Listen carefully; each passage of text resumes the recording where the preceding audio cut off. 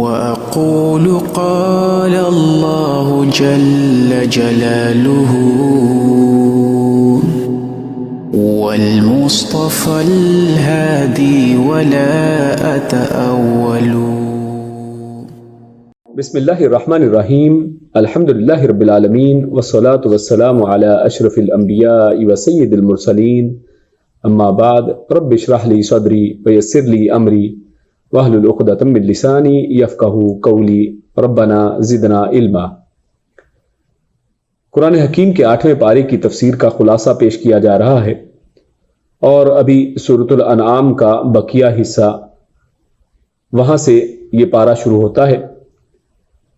اور اس کے شروع میں جو آیت لائی گئی ہے، اصل میں جو قریش مکہ تھے ان کا ایک مطالبہ تھا، جس کے جواب کے طور پر یہ آیت یہاں پر لائی گئی ہے. ان کا مطالبہ یہ تھا کہ اللہ کے نبی صلی اللہ علیہ وسلم قرآن کریم کے اندر یہ جو مردوں کو زندہ کیے جانے کا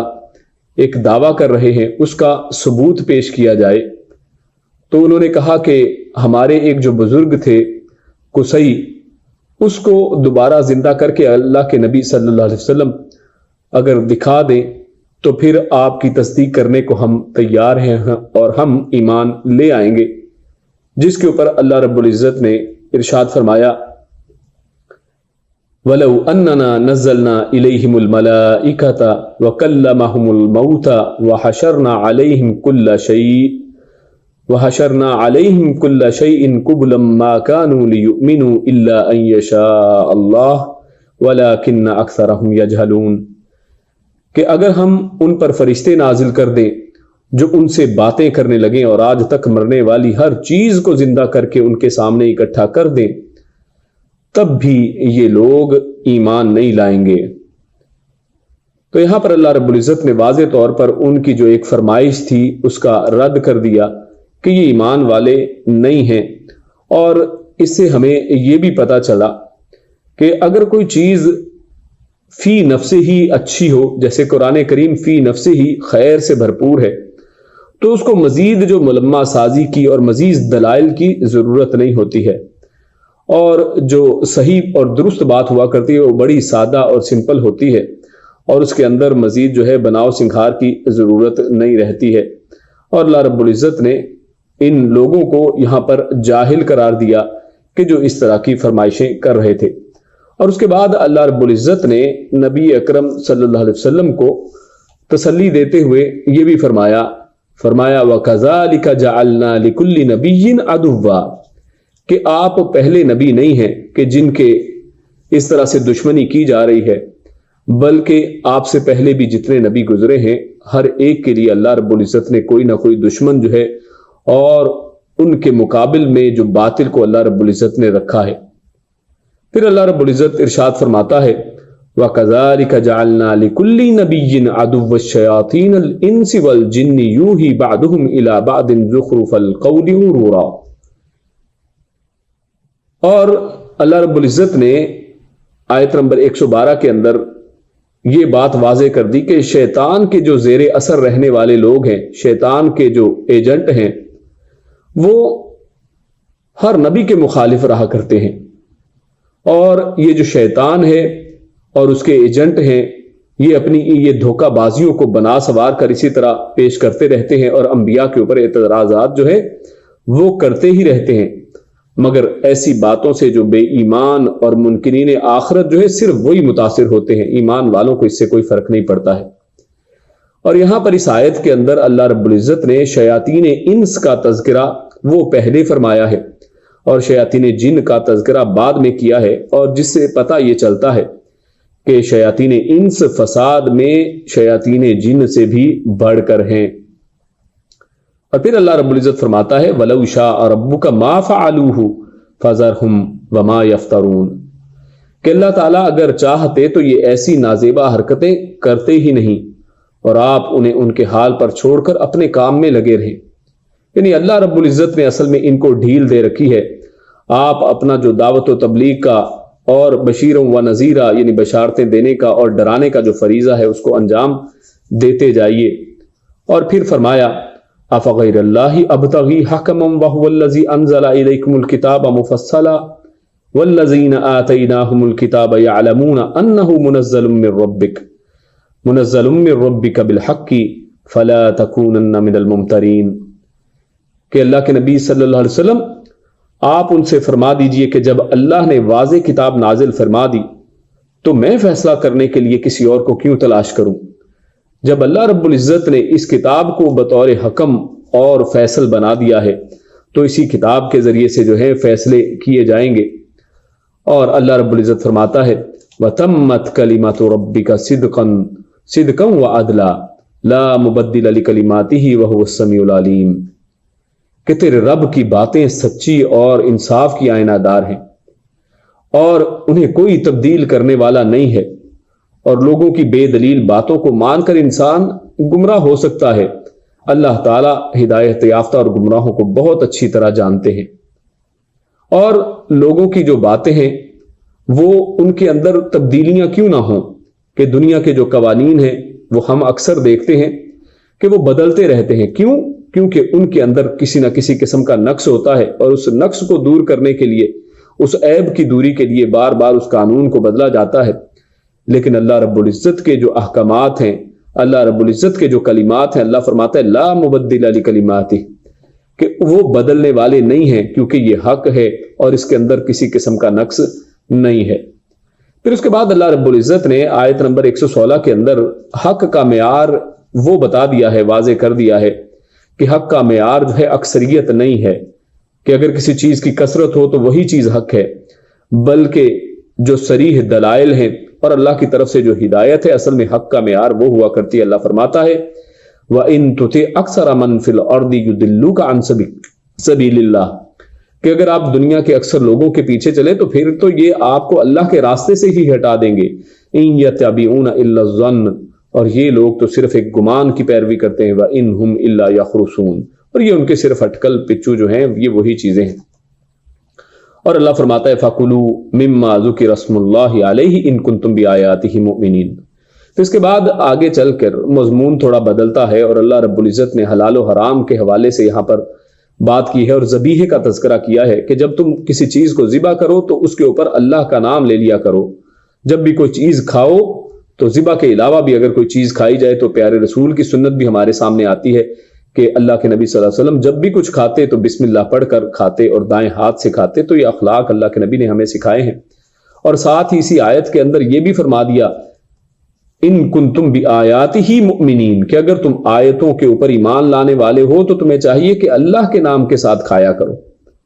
تو لہٰذا ایمان کی شرط جو ہے وہ یہ فرما دیا گیا کہ اللہ کے نام کے ساتھ جو ہے کھانے پینے کا آغاز کیا جائے۔ تو اصل میں جو کفار مکہ تھے اور مشرکین تھے، ان کا اصل میں یہ بھی انہوں نے ایک ہنسی اڑائی مسلمانوں کی، اور انہوں نے یہ کہا کہ مردار اور ذبیحہ جو ہے وہ ان کے اندر یہ مسلمان جو ہے نا فرق کرنا شروع ہو گئے ہیں، اور انہوں نے کہا کہ یہ جو اللہ رب العزت نے جس کو مارا ہے، یعنی جو مردار ہے، وہ خود ہی اپنی طبعی موت مر گیا ہے، تو اس کو تو تم نہیں کھاتے ہو اور اس کو کہتے ہو کہ یہ مردار ہے، اور بسم اللہ پڑھ کے اگر اس کو ذبح کریں گے تو پھر کھانا ہے، یعنی جس کو تم خود مارتے ہو اس کو کھا لیتے ہو، اور جس کو اللہ مارتا ہے اس کو تم نہیں کھاتے ہو۔ تو اس طرح کی انہوں نے ایک بے تکی سی اپنی طرف سے ایک عقلی دلیل انہوں نے دی ہے، جتنی عقل ان کے پاس تھی۔ تو قرآن کریم نے اس کا جواب دیا ہے کہ وَإِنَّ كَثِيرًا لَيُضِلُّونَ بِأَهْوَائِهِمْ بِغَيْرِ علم، کہ جو اکثر لوگ جو ہیں دنیا کے وہ بغیر کسی علم کے وہ آپ کو گمراہ کر دیں گے۔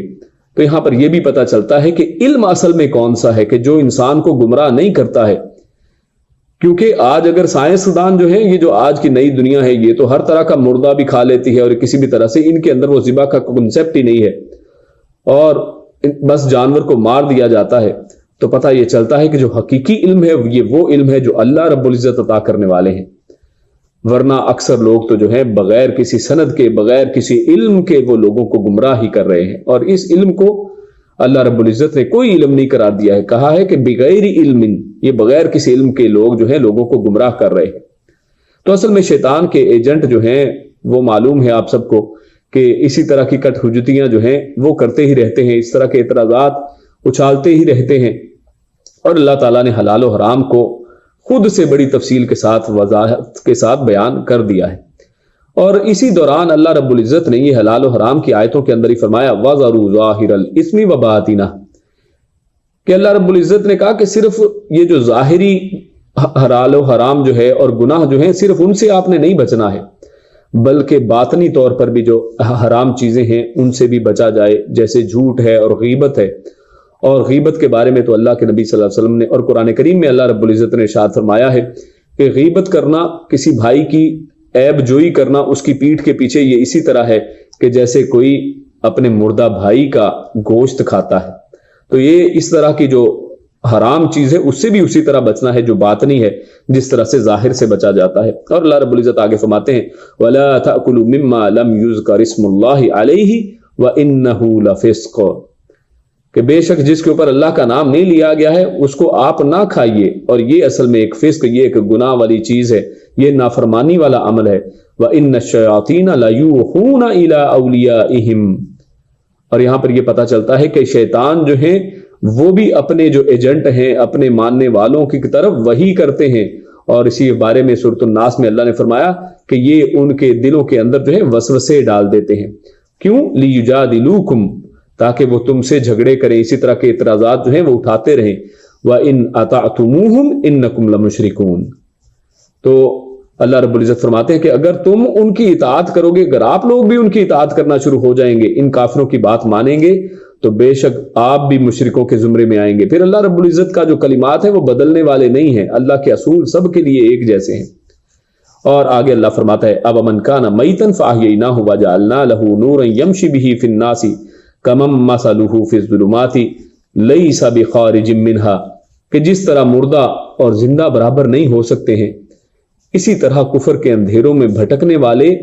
اور ایمان کی روشنی میں چلنے والے بھی برابر نہیں ہو سکتے ہیں۔ اور ایک تو روح وہ ہوتی ہے کہ جو جسم کی روح ہے اور جسم جس کے ذریعے سے زندہ ہوتا ہے، اور ایک روح وہ ہے جو روح کی روح ہے جس سے روحیں زندہ ہوتی ہیں، جو روح کی خوراک ہے اور روح کی لذت ہے۔ اور اگر روح کو اپنی روح نہ ملے تو جو انسان کی روح ہے وہ بھی مر جایا کرتی ہے، انسان کا نفس جو ہے وہ بھی مر جاتا ہے۔ اور وہ روح جو ہے وہ قرآن کی روح ہے، وہ وحی کی روح ہے، وہ اللہ رب العزت کا یہ کلام ہے۔ اور جو چیز جس مقصد کے لیے بنائی جاتی ہے، اگر وہ مقصد اپنا پورا کرنا بند کر دے، وہ اپنا مقصد چھوڑ دے، تو وہ بیکار ہو جاتی ہے۔ تو اللہ رب العزت نے انسانوں کو پیدا کرنے کا مقصد کیا بنایا ہے کہ وَمَا خَلَقْتُ الْجِنَّ وَالْإِنسَ إِلَّا لِيَعْبُدُونَ، کہ انسانوں کو تو اس کے علاوہ کسی اور مقصد کے لیے بنایا ہی نہیں گیا ہے کہ وہ صرف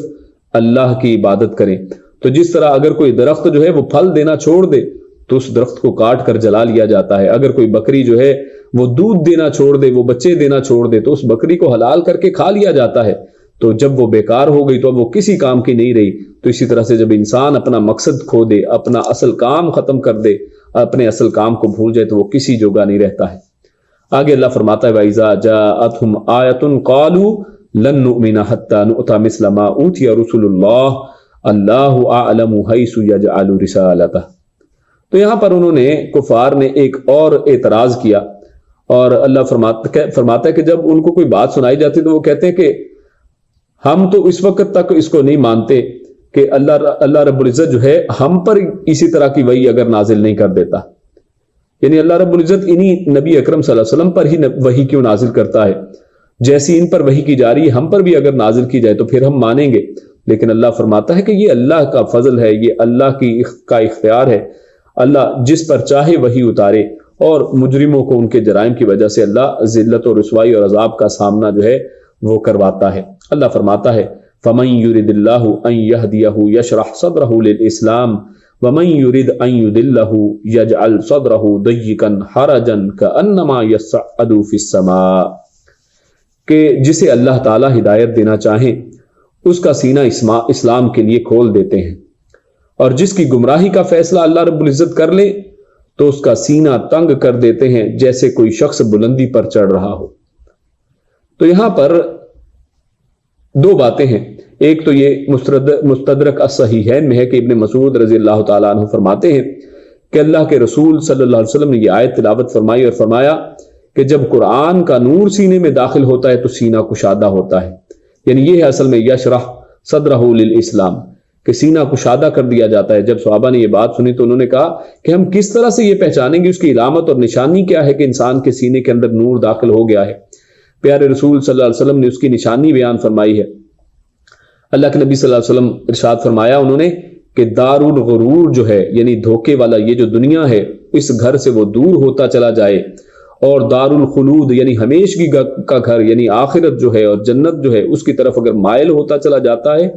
تو یہ اس کی ایک نشانی ہے۔ اور فرمایا اور موت آنے سے پہلے موت کی تیاری اگر انسان کر رہا ہے تو سمجھے یہ بھی ایک نشانی ہے۔ اور ہم سب کو جو اس وقت اس قرآن کو سن رہے ہیں، اس قرآن کے اوپر عمل کرنے کی کوشش کرتے ہیں، اس کو سمجھنے کی کوشش کر رہے ہیں، اور اس آپ ویڈیو کو یا ان لیکچرز کو دیکھ رہے ہیں، اور ہم لوگ جو اس قرآن کو سمجھنے کی کوشش کر رہے ہیں، ہم سب کے لیے اصل میں خوشخبری ہے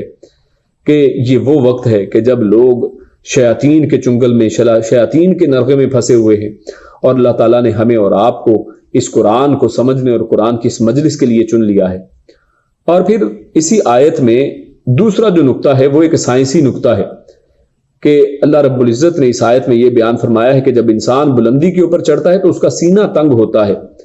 اور آج جو جدید سائنس ہے وہ آج اس نتیجے پر پہنچی ہے کہ یقیناً جب انسان کسی بلندی پر جاتا ہے تو آکسیجن کی کمی کی وجہ سے اس کا دم گھٹنے لگتا ہے۔ تو اللہ رب العزت نے 1400 سال پہلے اسی ایک سائنسی حقیقت کی طرف اشارہ فرما دیا ہے، اور جس سے یہ بھی پتہ چلتا ہے کہ یہ قرآن اسی خالق کائنات کا کلام ہے کہ جس نے اس انسان اور اس کائنات کو پیدا کیا ہے، جو اس کے تمام رازوں اور طاقتوں کو جاننے والا ہے۔ اللہ فرماتا ہے وَيَوْمَ يَحْشُرُهُمْ جَمِيعًا يَا مَعْشَرَ الْجِنِّ قَدِ اسْتَكْثَرْتُم مِّنَ الْإِنسِ، اور اس میں اللہ رب العزت نے ارشاد فرمایا کہ تمام جنات اور انسان جو ہیں وہ قیامت کے دن ان کی باز پرس کی جائے گی، یعنی قیامت کے دن جو حساب کتاب ہونا ہے وہ صرف انسانوں کا نہیں بلکہ جنوں کا بھی حساب کتاب جو ہے وہ بھی ہوگا، اور ہر ایک کو قیامت والے دن احتساب سے گزرنا پڑے گا۔ اور جبکہ یہ بات بھی ثابت ہوتی ہے کہ انسانوں کی طرح جنات جو ہیں وہ بھی قرآنی تعلیمات کے اسی طرح مکلف ہیں، ان کے اوپر بھی عمل کرنا اسی طرح لازم ہے۔ اور پھر اس کے بعد اللہ رب العزت نے ایک آیت کے اندر یہ وضاحت فرمائی، یہ بتایا، ایک ایسی حقیقت کے اوپر سے پردہ اٹھایا ہے کہ جب لوگوں کے اوپر، مختلف قوموں کے اوپر ظالم مسلط کر دیے جاتے ہیں تو وہ کیوں مسلط کیے جاتے ہیں؟ کیونکہ وہ قوم خود ظالم جب بن جاتی ہے تو ان کے اوپر ظالم ہی مسلط کر دیے جاتے ہیں۔ اللہ رب العزت فرماتا ہے وَكَذَلِكَ نُوَلِّي بَعْضَ الظَّالِمِينَ بَعْضًا بِمَا كَانُوا يَكْسِبُونَ، کہ انسان کے اپنی ہی بدعمالیوں کی وجہ سے ان کے اوپر ظالموں میں سے کچھ ظالم جو ہیں وہ مسلط کر دیے جاتے ہیں۔ پھر فرمایا کہ مجرموں کی گرفت کے لیے اللہ تعالیٰ کا ضابطہ ہے کہ ظالم کی بے خبری میں گرفت نہیں کرتا، یعنی ظالموں کو پہلے اللہ رب العزت، قرآن و حدیث اس کے سامنے آ جاتے ہیں، دلائل اس کے سامنے آ جاتے ہیں، اللہ رب العزت اتمام حجت کر دیتے ہیں، اور جب سب کچھ اس کے اوپر واضح ہو جاتا ہے تو اللہ رب العزت پھر اس کو پکڑتے ہیں۔ اللہ فرماتا ہے ذَلِكَ أَن لَّمْ يَكُن رَّبُّكَ مُهْلِكَ الْقُرَىٰ بِظُلْمٍ وَأَهْلُهَا غَافِلُونَ، کہ اللہ رب العزت کسی ظالم کو اس کی بے خبری میں نہیں پکڑتا ہے بلکہ ان کو پہلے اطلاع دے دیتا ہے، اور اس کے بعد جب سب واضح ہو جائے تو پھر اس کے بعد اللہ رب العزت ایسے وقت پر پکڑتا ہے کہ جس وقت وہ غافل ہوتے ہیں، جب وہ سو رہے ہوتے ہیں اور جب وہ کھیل کود میں مگن ہوتے ہیں۔ پھر فرمایا وَرَبُّكَ الْغَنِيُّ ذُو الرَّحْمَةِ إِن يَشَأْ يُذْهِبْكُمْ وَيَسْتَخْلِفْ مِن بَعْدِكُم مَّا يَشَاءُ كَمَا أَنشَأَكُم مِّن ذُرِّيَّةِ قَوْمٍ آخَرِينَ۔ اللہ فرماتا ہے اور اللہ تعالیٰ تمام مخلوقات سے مستغنی اور رحیم ذات ہے، اللہ کو کسی کی پرواہ نہیں ہے، وہ بے پرواہ ذات ہے، اور وہ اگر انسانوں کو ختم کر کے کسی دوسری قوم کو لانا چاہے تو اسے کوئی روک نہیں سکتا ہے۔ اللہ رب العزت نے اس دنیا زمین کے اوپر پہلے انسانوں کو، پہلے جنات کو پیدا کیا تھا، کم و بیش 2000 سال پہلے روایات میں آتا ہے کہ پہلے جن یہاں پر رہ چکے ہیں، جب انہوں نے فساد مچایا تو اللہ رب العزت نے انہیں یہاں سے ختم کر کے پھر ان کی جگہ پر اللہ رب العزت نے انسانوں کو بسا دیا ہے۔ تو اللہ رب العزت جو چاہیں وہ کرنے والے ہیں، اور اگر لوگ اللہ رب العزت کا کہنا نہ مانیں تو اللہ چاہے تو ان سب کو ختم کر کے ان کی جگہ کوئی اور مخلوق لے آئے، یا پھر اس قوم کو ختم کر کے اس کی جگہ پر یہ ساری ذمہ داریاں کسی دوسری نئی قوم کو اللہ رب العزت دے دے۔ پھر اس کے بعد اللہ رب العزت نے کھیتیوں اور جانوروں میں مشرکانہ جو رسوم یہ مشرکین مکہ وغیرہ کرتے تھے ان رسوم و رواج کی مذمت کرتے ہوئے اسے اللہ رب العزت نے شیطانی عمل قرار دیا ہے، اور قدرت خداوندی کا بیان ہے کہ اللہ تعالیٰ زمین سے کیسے کیسے باغات پیدا کرتا ہے جن میں سہارے کی محتاج بیلیں ہیں کہ جو درختوں کے اوپر چڑھتی ہیں، دوسری چیزوں کا سہارا لیتی ہیں، دیواروں کے اوپر چڑھتی ہیں، اور بغیر سہارے کے پروان چڑھنے والے پودے ہوتے ہیں، کھجوریں، مختلف ذائقہ والے ملتے جلتے پھل۔ تو اللہ رب العزت نے یہ ساری چیزیں، اپنی مختلف نعمتیں اللہ رب العزت نے گنوائی ہیں، اور یہ سب انسانی خوراک اور صدقہ و خیرات کے لیے اللہ نے پیدا کیے ہیں۔ اللہ نے آخر میں یہ فرمایا کہ یہ سب کا پیدا کرنے کا مقصد یہ ہے کہ تم مما رزقناہم ینفقون، کہ جو اللہ نے تمہیں رزق دیا ہے ان میں سے تم خرچ کرو اور ان میں اسراف نہ کیا جائے۔ چھوٹے بڑے جانور بھی کھانے کے لیے اللہ تعالیٰ ہی نے پیدا کیے ہیں، اور ان کے بارے میں شیطانی تعلیمات کی پیروی نہ کی جائے کہ جیسے مشرکین مکہ نے یہ بے شمار جانور جو ہیں ان کو غیر اللہ کے نام پر آزاد کر رکھا تھا کہ یہ فلاں کے لیے ہے اور یہ فلاں کے لیے ہے، اس کو ہاتھ نہ لگایا جائے، اس کو ذبح نہ کیا جائے، اس کو مرد نہ کھائیں، اس کو عورت نہ کھائیں۔ تو انہوں نے اس طرح کی بے شمار تقسیمیں انہی غیر اللہ کے نام پر کر رکھی تھی۔ اس کے بعد اللہ رب العزت نے نر اور مادہ جانوروں کو، جو حلال جانور ہیں، ان کی قسمیں گنوا دی ہیں۔ اللہ رب العزت نے ان کو 8 گنوایا ہے، یعنی 4 وہ جانور ہیں جن کی جوڑی ہے، جیسے بھیڑ، بکری، گائے اور اونٹ، اور ان کے نر اور مادہ دونوں۔ اور اللہ تعالیٰ نے ان میں سے کسی کو حرام قرار نہیں دیا، تو تم لوگ ان کے نر یا مادہ یا ان کے حمل کو حرام کیوں کرتے ہو، جیسا کہ ان مشرکین مکہ نے کر رکھا تھا۔ اللہ رب العزت نے نام لے لے کر ان چیزوں کا یہاں پر تفصیلی تذکرہ کیا ہے۔ پھر اس کے بعد اللہ رب العزت فرماتا ہے سَيَقُولُ الَّذِينَ أَشْرَكُوا لَوْ شَاءَ اللَّهُ مَا أَشْرَكْنَا وَلَا آبَاؤُنَا وَلَا حَرَّمْنَا مِنْ شَيْءٍ كَذَلِكَ كَذَّبَ الَّذِينَ مِنْ قَبْلِهِمْ حَتَّى ذَاقُوا بَأْسَنَا قُلْ هَلْ عِندَكُم مِّنْ عِلْمٍ فَتُخْرِجُوهُ لَنَا إِن تَتَّبِعُونَ إِلَّا الظَّنَّ وَإِنْ أَنْتُمْ إِلَّا تَخْرُصُونَ، کہ مشرک کہتے ہیں کہ ہم اللہ تعالیٰ کی اجازت سے شرک کر رہے ہیں۔ یہ ایک اور اللہ رب العزت کے اوپر انہوں نے یہ ایک الزام لگایا کہ اللہ چاہتا تو ہم شرک ہی نہ کرتے، یہ تو ہم اللہ کی اجازت سے کر رہے ہیں۔ تو اللہ اکبر، بہت بڑی بات انہوں نے اللہ رب العزت کے ذمے یہاں پر لگائی ہے۔ کیا یہ اپنے دعوے پر کوئی دلیل یا دستاویز پیش کر سکتے ہیں؟ اللہ رب العزت نے ان کو چیلنج کیا ہے، قل هل عندكم من علم فتخرجوه لنا ان تتبعون الا الظن، بلکہ یہ ان کے صرف گمان اور اپنی عقلی باتیں ہیں۔ اس کے بعد اللہ رب العزت نے تمام انبیاء علیہ السلام کا ایک 10 نکاتی مشترکہ پروگرام پیش کیا ہے کہ جس میں حقوق اللہ بھی ہیں اور حقوق العباد وغیرہ بھی ہیں۔ تو یہ 10 نکات یہ ہیں۔ اللہ رب العزت فرماتا ہے کہ اللہ تعالیٰ کی عبادت کی جائے۔ تمام انبیاء کا یہ سب سے پہلا اور بڑا منصب اور پہلا جو ہے پوائنٹ یہی ہوا کرتا تھا، اور فرمایا والدین کے ساتھ حسن سلوک، تنگی کے خوف سے اولاد کے قتل سے گریز کرنا چاہیے، برائی کے کاموں سے پرہیز کیا جائے، بے گناہ کے قتل سے بچا جائے، یتیم کے مال کو ناجائز استعمال نہ کیا جائے، ناپ تول میں کمی نہیں کی جائے، اور قول و فعل میں انصاف کے تقاضے پورے کیے جائیں، اللہ تعالیٰ سے کیے ہوئے عہد و پیمان کو پورا کیا جائے، اور صراط مستقیم کی پیروی کی جائے۔ تو یہ 10 نکات جو ہیں اللہ رب العزت نے تمام انبیاء کو عطا فرمائے۔ اور پھر اس کے بعد موسیٰ علیہ السلام کی نبوت اور ان کا ایک تفصیلی تذکرہ جو ہے، ان کی کتاب کا تذکرہ، ان کی قوم کا ایک تذکرہ آگے چلتا ہے۔ اور پھر نزول قرآن کی بشارت کی، اس میں بشارت بھی اللہ رب العزت نے کی ہے، اور اللہ رب العزت نے یہ بھی فرمایا کہ اس قرآن کے اندر برکت ہے اور رحمت اور ہدایت بھی ہے، کہ یہ کتاب برکت والی، رحمت والی اور ہدایت والی ہے۔ تو یہ پڑھنے والی یقیناً جیسے احادیث کے اندر ہے کہ اس قرآن کے اندر خصوصاً ایک سورۃ البقرہ کے بارے میں فرمایا کہ اس کے اندر برکت ہے، اور جو اس کو چھوڑنے والے ہیں اس کے لیے حسرت ہے، اور یہ قرآن جو ہے وہ رحمت ہی رحمت ہے۔ اللہ رب العزت کے رحم کی بے شمار بشارتیں اس کے اندر موجود ہیں، اور یہ قرآن ہدایت کی کتاب ہے، ھدی للناس۔ پھر دین میں تفرقہ اور دھڑے بندی کرنے والوں کی اللہ رب العزت نے مذمت کرتے ہوئے فرمایا کہ ان الذین فرقوا دینہم وکانوا شیعا لست منہم فی شیء انما امرهم الی اللہ ثم ینبئہم بما کانوا یفعلون۔ اور پھر امت محمدیہ کی فضیلت بیان فرمائی ہے کہ نیکی پر اللہ رب العزت نے اس امت کو 10 گنا کا اجر دینے کا وعدہ فرمایا ہے، لیکن اگر کوئی انسان برائی کرتا ہے تو اللہ رب العزت اس کی سزا ایک برائی ہی کے برابر دیں گے۔ محمدی تعلیمات اللہ رب العزت نے یہاں پر فرمائی ہیں کہ یہ عین ملت ابراہیمی ہی کے مطابق ہیں۔ اللہ رب العزت فرماتا ہے کہ من جاء بالحسنۃ فلہ عشر امثالھا ومن جاء بالسیئۃ فلا یجزی الا مثلھا وہم لا یظلمون، کہ ایک نیکی کرو گے 10 ملے گا، 10 گنا ملے گا، اور اگر ایک برائی کرو گے تو اس کو ایک ہی لکھا جائے گا۔ پھر اس کے بعد اللہ رب العزت نے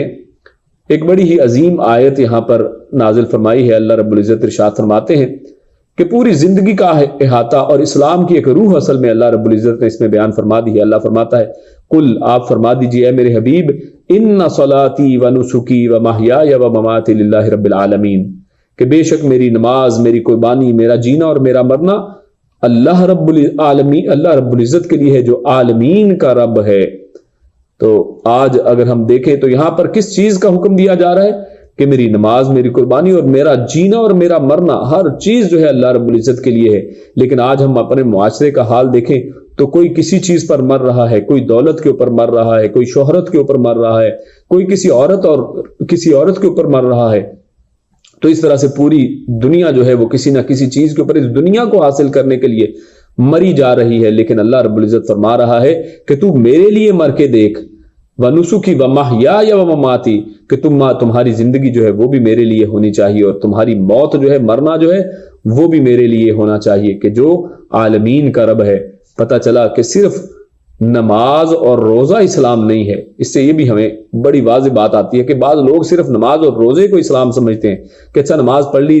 روزہ رکھ لیا تو بس کافی ہو گیا، اسلام مکمل ہو گیا، اسلام میرا ختم ہے، اس کے بعد کسی چیز کی حاجت نہیں ہے۔ شادی ہوگی اپنے طریقے سے، ہندوؤں کے طریقے سے کریں گے، اور اگر زندگی کے باقی امور ہیں کوئی عیسائیوں کے طریقے سے، کوئی ہندوؤں کے طریقے سے، کوئی سکھوں کے طریقے سے، کوئی آدمی مر جائے تو جناب اس پہ وہ رسومات ہو رہی ہیں جن کا اسلام سے دور کا ناطہ نہیں ہے۔ تو اللہ رب العزت تو فرماتے ہیں کہ پوری زندگی کے اندر آپ نے اللہ رب العزت کو ہی اپنا گائیڈ بنانا ہے، اپنی زندگی کو اس کے مطابق گزارنا ہے، اور اپنی موت جو ہے اس کو بھی اللہ رب العزت کے فرامین کے مطابق گزارنا ہے۔ تو یہاں پہ یہ پتہ چلا کہ اسلام جو ہے وہ صرف نماز روزے کا نام نہیں ہے، بلکہ پوری زندگی کو اللہ رب العزت کے مطابق گزارنے کا نام جو ہے وہ اصل میں اسلام ہے۔ اور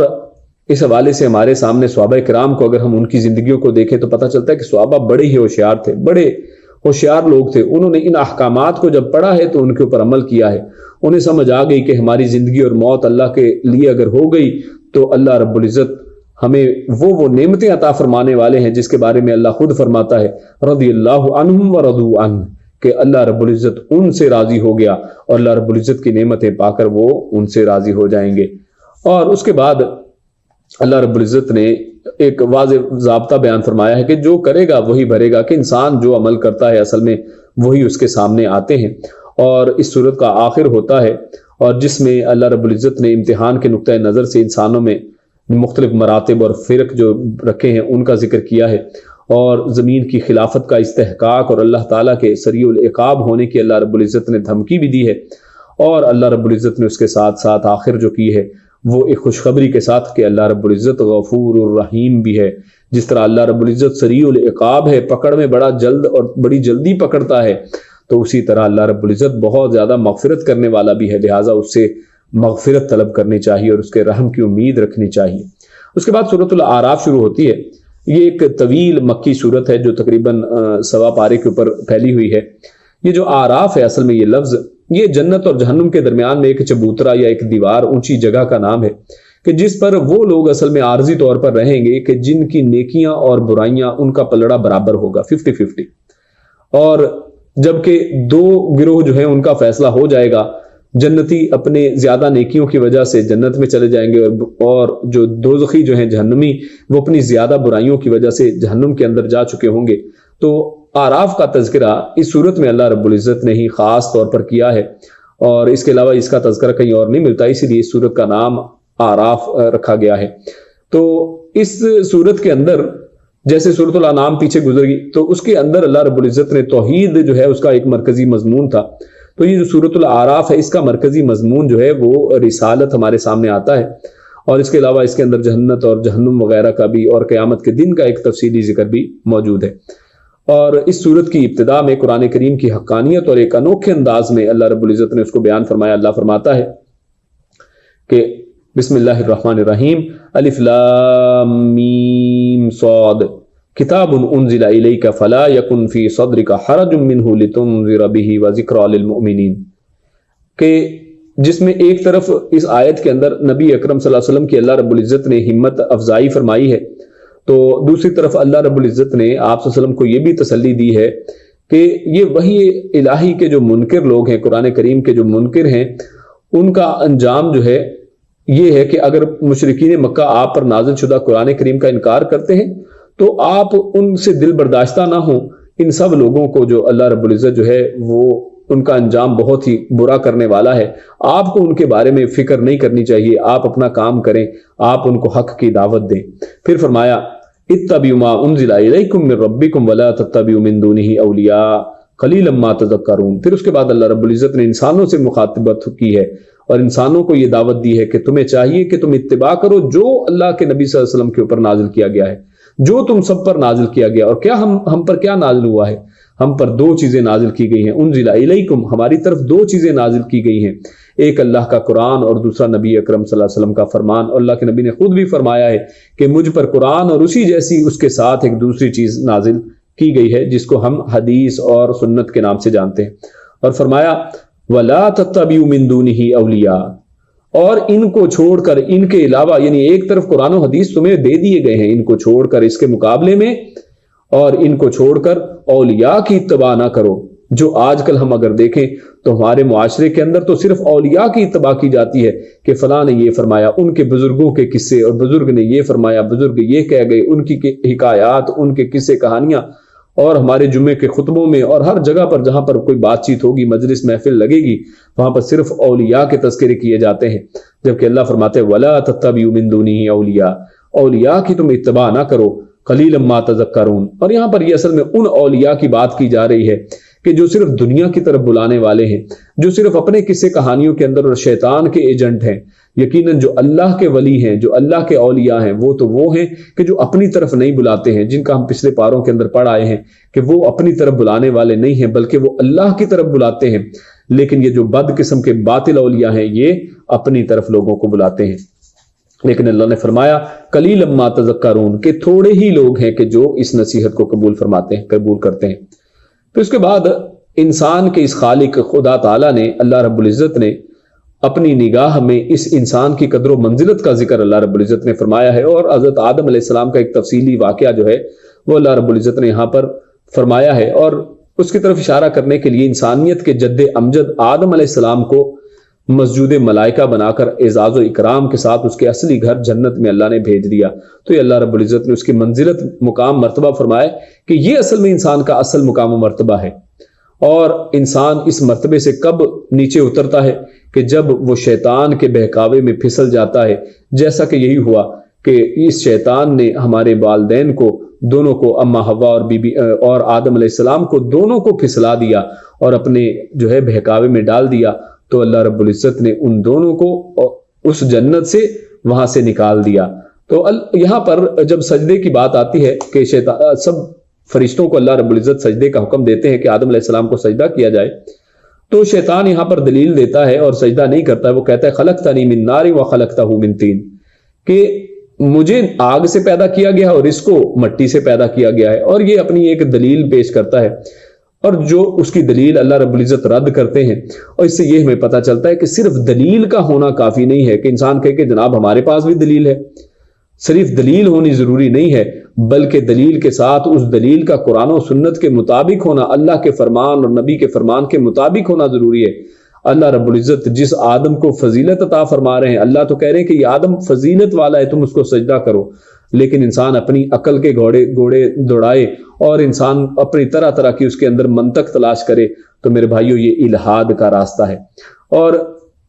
پھر اس کے بعد اللہ رب العزت نے یہ فرمایا کہ اور شیطان کی ازلی دشمنی اللہ رب العزت نے ظاہر کرنے کے لیے آدم علیہ السلام کو ایک شجر ممنوعہ کو کھانے سے روک دیا کہ اس کو نہیں کھانا ہے،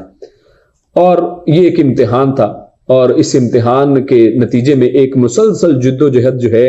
وہ شیطان اور انسان کے درمیان میں شروع ہو جاتی ہے، اور یہ طویل آزما جو صبر ہے، آج تک یہ سفر جو ہے وہ چل رہا ہے۔ اور بعض لوگ یہ کہتے ہیں کہ آدم علیہ السلام نے عرش کے اوپر محمد صلی اللہ علیہ وسلم کا نام لکھا ہوا دیکھا، اور ان کے توسط سے جب یہ ایک غلطی کر بیٹھے تو ان کے توسط سے انہوں نے دعا کی تو اللہ رب العزت نے ان کو معاف فرمایا، جبکہ اللہ رب العزت فرماتا ہے کہ آدم علیہ السلام نے اللہ رب العزت سے کچھ کلمات سیکھے، یعنی دعا کے الفاظ سیکھ لیے، اور وہ دعا اللہ رب العزت نے قرآن کریم کے اندر ذکر کر دی ہے، جس کے اندر ایسی کوئی بات نہیں ہے جو لوگ بیان کرتے ہیں۔ اللہ فرماتا ہے قال ربنا، قال ان دونوں نے دعا کی، فرمایا ربنا اے ہمارے رب، ظلمنا انفسنا کہ ہم نے اپنی جانوں پر ظلم کیا، وَإِن لَّمْ تَغْفِرْ لَنَا اور اگر تو نے ہمیں معاف نہ کیا، وَتَرْحَمْنَا اور ہم پر رحم نہ کیا، لَنَكُونَنَّ مِنَ الْخَاسِرِينَ تو پھر تو ہم بڑی گھاٹا اٹھانے والے میں سے ہو جائیں گے، پھر تو ہم گھاٹے والوں میں سے چلے جائیں گے۔ تو اس سے ایک اور بات بڑی اہم ہمارے سامنے آتی ہے کہ یہ وہی آدم ہے کہ جن کو اللہ رب العزت جو آدم علیہ السلام کو فرشتوں سے سجدے کروا رہے ہیں، یہ وہی آدم علیہ السلام ہے جن کو اللہ رب العزت نے اپنے ہاتھوں سے بنایا ہے اور سجدہ کروایا ہے اور علم کی فضیلت عطا فرمائی ہے، لیکن یہ سب فضل جو ہیں دھرے کے دھرے رہ گئے ہیں، یہ کوئی کام نہیں آئے ہیں۔ کیوں؟ کیونکہ ایک نافرمانی ہو گئی ہے۔ اور اب کام کیا چیز آئی ہے؟ کام آئی ہے تذلل، اللہ رب العزت کے سامنے جھک جانا، اللہ رب العزت کے سامنے اپنی غلطی کو مان لینا اور یہ کہہ دینا کہ اللہ ہم نے اپنی جانوں پر ظلم کیا ہے، اور اگر تو نے ہمیں معاف نہ کیا اور ہم پر رحم نہ کیا تو ہم تو خسارے والوں میں سے ہو جائیں گے۔ تو پتہ چلا کہ عاجزی اور انکساری جو ہے اللہ رب العزت کے سامنے جو دعا ہے وہ اصل میں بچنے کا ایک طریقہ ہے، اور اس کے مقابل میں ہمارے سامنے شیطان ہے کہ جو طرح طرح کی بے جا دلیلیں پیش کر رہا ہے۔ اور پھر اس کے بعد اللہ رب العزت نے، اگر ہم اس صورت کا مطالعہ کریں تو اللہ رب العزت نے 4 مرتبہ یا بنی آدمہ کہہ کر انسانوں کو پکارا ہے، اور یہ ندا اس صورت کے ساتھ ہی خاص ہے۔ اور شیطان کے شر سے بچنے کے لیے اللہ رب العزت نے ایک خطاب کرتے ہوئے فرمایا یا بنی آدم لا یفتننکم الشیطان کما اخرج ابویکم من الجنہ۔ اللہ رب العزت نے یہاں پر ایک نفسیات کو، انسان کی نفسیات کو ذکر کیا ہے، کیونکہ اللہ رب العزت نے انسان کو بنایا ہے، وہ اس کی نفسیات کو خوب جاننے والا ہے۔ اللہ رب العزت فرماتا ہے کہ یا بنی آدم، اے آدم کے بیٹے، لا یفتننکم الشیطان، اللہ تمہیں کہیں، یہ شیطان تمہیں کہیں بہکا نہ دے، تمہیں فتنے میں مبتلا نہ کر دے، کما اخرج ابویکم من الجنہ، جس طرح تمہارے دونوں ماں باپ کو اس نے جنت میں سے نکلوا دیا تھا۔ تو یہاں پر اللہ رب العزت نے انسان کو اس کے والدین یا باپ کی جو ہے اس کی آر دلائی ہے۔ جیسے آج لوگ کیا کہتے ہیں، اگر کسی کے سامنے اس کے باپ کو برا بلا کہا جائے تو انسان کہتا ہے ارے میرے باپ کا نام نہ لینا، میرے باپ تک نہ پہنچنا۔ تو وہی چیز اللہ رب العزت نے اس جو ہے نفسیات کو استعمال کرتے ہوئے فرمایا کہ یہ شیطان وہی ہے جس کے ساتھ آج تم دوستیاں بڑھا رہے ہو، کہ جو تمہارے والدین کا دشمن ہے، جس نے تمہارے والدین کو اس طرح سے جنت سے نکلوایا ہے۔ آج اگر کسی کے والد کو کوئی شخص گالی دیتے تو انسان اس کے ساتھ لڑ پڑتا ہے، کئی لوگ تو اس کو قتل کر دیتے ہیں اور حد سے بھی تجاوز کر لیتے ہیں، لیکن وہ دشمن جس نے ہمارے والدین کو باہر نکالوا دیا، جنت سے نکلوا دیا، آج ہم ان کے ساتھ دوستیاں بڑھا رہے ہیں۔ اس کے بعد اللہ رب العزت نے قیامت کے دن کی منظر کشی کرتے ہوئے اصحاب الجنہ اور پھر اسی طرح اصحاب النار اور اصحاب اعراف کا تعارف کروایا ہے۔ ایک طرف جنتی ہیں اور دوسری طرف جہنمی ہیں، اور درمیان میں اصحاب اعراف جو ہیں وہ ایک بہت بڑی فصیل یا بہت بڑے چبوترے کے اوپر ہیں، اور یہ عارضی طور پر وہاں پر اپنی رحمت، اللہ کی رحمت کی امید میں کھڑے ہیں۔ تو فرمایا جو لوگ اللہ کی بات نہیں مانتے لیکن جنت کی تمنا لیے بیٹھے ہیں، وہ اس وقت تک جنت میں داخل نہیں ہو جاتے جب تک اونٹ سوئی کے ناکے کے اندر داخل نہ ہو جائے۔ اللہ فرماتا ہے وَلَا يَدْخُلُونَ الْجَنَّةَ حَتَّى يَلِجَ الْجَمَلُ فِي سَمِّ الْخِيَاطِ، کہ ان جو کفار جو ہیں، جو اللہ کی نافرمانیاں کرنے والے لوگ ہیں، انہوں نے اپنی طرف سے زوم بنا دیے ہیں کہ اللہ بڑا رحیم کریم ہے۔ اللہ کہتا ہے کہ نہیں، ایسے لوگ جو ہے اس وقت تک جنت کے اندر داخل نہیں ہو سکتے جب تک کہ اونٹ سوئی جو ہوتی ہے، درزی کی سوئی، اس کے ناکے کے اندر سے نہیں گزر سکتا جب تک۔ اور آپ جانتے ہیں کہ سوئی کے ناکے کے اندر سے اونٹ کب گزر سکتا ہے، یعنی کبھی بھی گزر نہیں سکتا، جس طرح یہ ناممکن ہے اسی طرح ان لوگوں کا جنت کے اندر جانا جو ہے وہ بھی ناممکن ہے۔ اس کے بعد یہ ایک منظر پیش کیا جا رہا ہے کہ آراف والے جنتیوں کو جب دیکھتے ہیں اوپر سے تو ان کو دیکھ کر ان کی نعمتوں کو دیکھتے ہیں تو ان کو کہتے ہیں سلام علیکم، یعنی ان کے اوپر سلامتی بھیجتے ہیں اور دیکھتے ہیں کہ یہ جنتی کس طرح کی نعمتوں میں ہے۔ تو دوسری طرف جب وہ ان جہنمیوں کو دیکھتے ہیں تو اللہ سے دعا کرتے ہیں کہ اللہ ہمیں ان ظالموں میں شمار نہ کہیں کر دینا۔ اور اسی طرح آراب والے جہنم والوں کو جب دیکھتے ہیں تو ان کا مذاق اڑائیں گے، جیسے یہ جو جہنمی تھے ان لوگوں کا مذاق اڑایا کرتے تھے، نیک اور صالح لوگوں کا مذاق اڑاتے تھے۔ وہ کہیں گے وَنَادَى أَصْحَابُ الْأَعْرَافِ رِجَالًا يَعْرِفُونَهُم بِسِيمَاهُمْ قَالُوا مَا أَغْنَىٰ عَنكُمْ جَمْعُكُمْ وَمَا كُنتُمْ تَسْتَكْبِرُونَ، کہ یہ تمہاری جو جمعیت تھی اس وقت تم کہتے تھے ہم بہت بڑے لوگ ہیں اور ہم جو ہیں بڑے متکبر لوگ ہیں، آج یہ تمہارا تکبر، یہ تمہارا جماعتیں جو ہیں اتنی کثرت جو ہے وہ کسی کام نہیں آئی ہے۔ وہ ان کو پہچان کریے، ان کو ایک آر دلائیں گے اور کہیں گے اہؤلاء الذین اقسمتم لا ینالهم اللہ برحمہ، کہ یہ جو جنتی دوسری طرف جنت کے اندر مزے لے رہے ہیں، ان کے بارے میں تم کہا کرتے تھے کہ یہ جو غریب اور چھوٹے لوگ ہیں یہ کبھی جنت میں جا ہی نہیں سکتے، آج دیکھو یہ کیسے جنت کے مزے لے رہے ہیں۔ اور جب اصحاب اعراف یہ بات ان جنتیوں کے بارے میں کہیں گے اور جہنمیوں سے اور ان ظالموں کو ظالم کہہ کر ان سے پرہیز کی دعا کریں گے، ان سے پناہ مانگیں گے، تو اس پر اللہ رب العزت اپنی رحمت کے ذریعے ان اعراف والوں کو اپنی رحمت میں داخل کر دیں گے جو جنت کے سوا کچھ نہیں ہے۔ اللہ فرماتے ہیں ادخلوا الجنۃ لا خوف علیکم ولا انتم تحزنون، کہ اب تمہیں کوئی خوف نہیں ہے اور تمہیں کوئی پریشانی نہیں ہونی چاہیے، اس جنت کے اندر داخل ہو جاؤ۔ اور اسی اثناء میں اللہ کا ایک اعلان کرنے والا اعلان کرتا ہے، وہ آواز لگائے گا اللہ کا وعدہ سچا ہے، وہ کہے گا کہ اللہ کا وعدہ سچا ہے، نیکیوں کا بدلہ جنت ہے جو صلحاء کو مل گئی، اور اللہ تعالیٰ کے راستے میں رکاوٹیں ڈالنے والے ان کفار اور من مانے طریقے پر اللہ کے احکامات کو اپنی خواہشات کے مطابق توڑ مروڑ کر پیش کرنے والے ظالم اور منکرین آخرت ہمیشہ ہمیشہ کے لیے عذاب کا طوق ان کے گلے میں ڈال دیا گیا ہے۔ اور پھر اللہ فرماتا ہے ادعوا ربکم تضرعا وخفیہ، تو اللہ نے یہاں پر دعائیں مانگنے کا ایک طریقہ بتا دیا ہے کہ اللہ رب العزت سے گڑ گڑا کر دعائیں مانگنی چاہیے، اور خفیہ اور اکیلے میں بالکل چھپ چھپ کر تہجدوں کے اوقات کے اندر دعائیں مانگنی چاہیے۔ انہ لا یحب المعتدین، اور اللہ رب العزت اعتداد کرنے والوں کو پسند نہیں کرتا۔ اعتداد کیا ہے کہ حد سے تجاوز جو ہے وہ اعتداد ہے، اور رسول اللہ صلی اللہ علیہ وسلم نے فرمایا کہ میری امت میں کچھ لوگ ہوں گے جو طہارت اور دعا میں اعتدا کریں گے،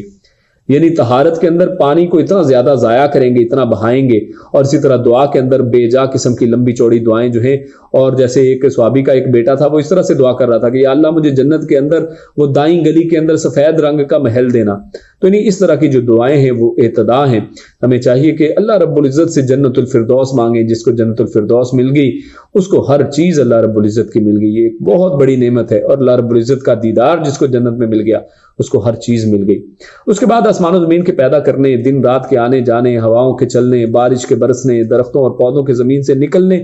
ان سب کے اندر اللہ رب العزت نے غور و فکر کی طرف دعوت دی ہے۔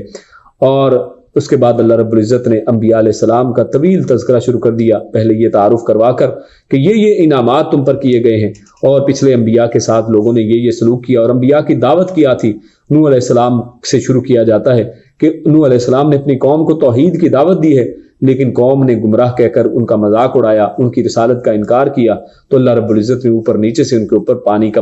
عذاب مسلط کر دیا، اور نوح علیہ السلام اور ان کے ساتھیوں کو کشتی میں بچا لیا۔ اسی طرح ہود علیہ السلام کا تذکرہ آتا ہے کہ انہوں نے قوم عاد کی دعوت توحید دی ہے، اور ان کی قوم نے بھی ان کو بے وقوف اور ناسمجھ کہہ کر رد کر دیا، انکار کر دیا۔ اللہ نے ان پر آندھی اور طوفان کا عذاب مسلط کر کے ان کو ہلاک کر دیا، اور جو نیک لوگ ان کو بچا لیا۔ پھر قوم سمود کا تذکرہ آتا ہے جن میں صالح علیہ السلام کو نبی بنا کر بھیجا گیا، اور انہوں نے بھی توحید ہی کی دعوت دی۔ ان سب کی دعوت کے اندر ایک چیز